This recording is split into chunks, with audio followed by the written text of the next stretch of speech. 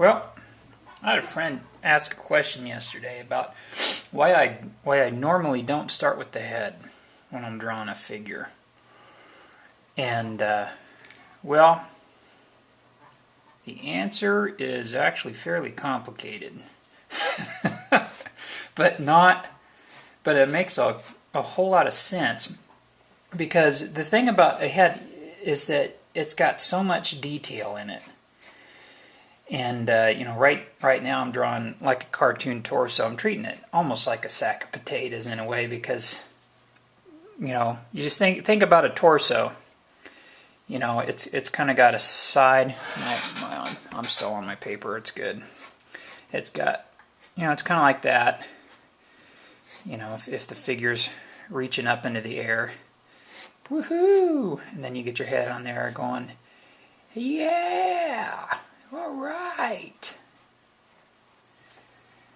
And then you can even add the bottom part of your, like the hip area. Let's break her down, Bridgman style. There's our knee. Notice my lines. These are the lines from yesterday. Lines, trajectory curves, arcs. Okay, natural, energetic motion. Okay. And I'm just making my knees little balls there so that you can easily understand it. Just think of this like a little robot guy, but you've got your hip, and then you've got your, upper torso. But instead of making my guy a block, I'm kind of melding it together. So if I was in my brain, it's kind of like this mass, and this is for like a cartoon guy. I mean, if you notice with this too, I drew this, and then what did I do? This, and then I drew the head on there, because the body is a much more significant part of the non-head part of the body is a much more significant part of the thought than the head is. The head is almost going to follow the action in a way, most of the time, and also you can get bogged down in all kinds of crazy details, and in the head. I'm sorry, get bogged down in all kinds of crazy details in the head, and kind of forget, what the rest of your body is doing. So a lot of times I'll just put a suggestion of where the head is, a suggestion of that front plane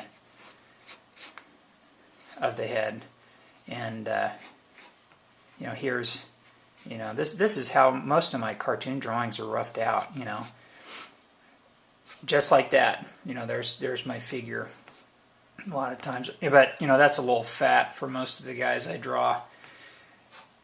A lot of times it'll just be like that, and I'll put the waist in there, and then because I'm thinking this here is an extension of this, which is an extension of this. Okay, in this drawing, this side plane exists. Okay, but I'm just not showing it to you because it's in my head.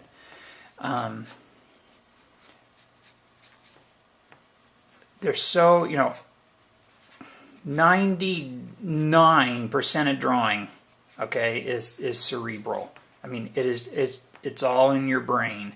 You're training your brain, more than you're training your hands. Okay. There is a lot to be said for that. Training the motion, training your hand to move in a certain way. The first thing I think of is like music and stuff like that. You train your hand to move, almost independently of your thought. Okay, but in drawing, it's so cerebral, so in your head. I definitely trained my hand to make these certain kinds of lines very easily. But then there's a whole other level of thinking. You know, it's the this to this to this thing. And as you can see, my guy still has no head. And I think that is where I'll leave it today. I hope you all get something out of this. I am. It's been fun. I'll see you next time.